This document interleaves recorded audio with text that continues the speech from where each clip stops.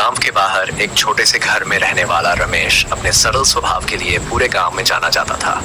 उसकी पत्नी की मौत के बाद उसने कई साल अकेले बिताए, लेकिन उसके दिल में हमेशा एक साथी की कमी महसूस होती रही। एक दिन गांव में एक नई औरत आई जिसका नाम था सुनीता। वह सुंदर, समझदार और बेहद आकर्षक थी। रमेश ने कुछ समय बाद उससे शादी कर ली और दोनों ने एक साथ नया जीवन शुरू किया। शादी के बाद रमेश और सुनीता का जीवन खुशहाल था।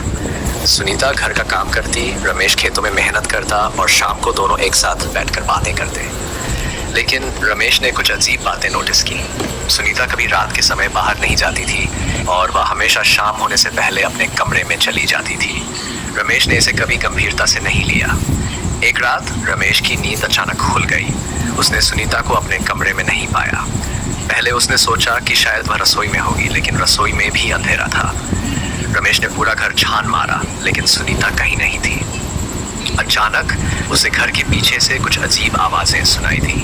रमेश धीरे धीरे आवाज की दिशा में बढ़ा और उसने देखा कि सुनीता एक पेड़ के नीचे बैठी थी। उसकी आंखें बंद थीं और वह कुछ मंत्र पढ़ रही थी। रमेश को यह देखकर धक्का लगा। वह वापस अपने कमरे में चला गया और अगले दिन तक इंतजार करने लगा। अगले दिन रमेश ने सुनीता से इस बारे में पूछा। सुनीता ने हंसते हुए कहा, तुम्हें जरूर कोई सपना आया होगा। मैं तो पूरी रात अपने कमरे में थी। रमेश ने इसे नजरअंदाज करने की कोशिश की, लेकिन उसके मन में शक बना रहा। रात के समय रमेश ने सुनीता पर नजर रखने का फैसला किया। उसने देखा कि सुनीता धीरे धीरे बिस्तर से उठी और घर के बाहर चली गई। रमेश ने धीरे धीरे उसका पीछा किया और उसने देखा कि सुनीता ने एक जानवर को अपने सामने लाकर उसकी बलि दी। रमेश को यकीन नहीं हो रहा था कि वह क्या देख रहा है। वह यह समझ गया कि उसकी पत्नी सुनीता कोई साधारण औरत नहीं, बल्कि एक चुड़ैल है। रमेश ने यह फैसला किया कि वह सुनीता को घर से बाहर निकाल देगा, लेकिन उसे यह पता नहीं था कि कैसे। अगले दिन रमेश ने गांव के बुजुर्गों से मदद मांगी। बुजुर्गों ने उसे एक उपाय बताया। उन्होंने कहा, तुम्हें उसके सामने उसकी असली शक्ल का आईना दिखाना होगा, तभी वह तुम्हारे जीवन से हमेशा के लिए बाहर हो जाएगी। रमेश ने एक आईना खरीदा और उस पर विशेष मंत्र पढ़वाए। रात के समय जब सुनीता फिर से घर के बाहर गई तो रमेश ने उसका पीछा किया, और जब उसने जानवर को बलि दी तो रमेश ने अचानक उसके सामने आईना ला दिया।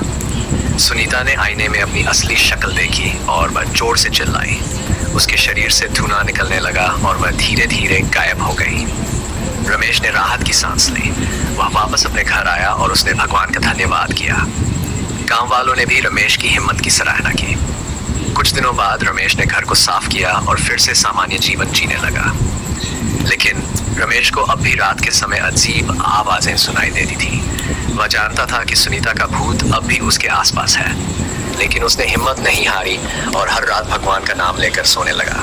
वह जानता था कि उसने एक बुराई को हरा दिया है, लेकिन अब भी उसे अपनी हिम्मत और ईमानदारी पर विश्वास बनाए रखना है।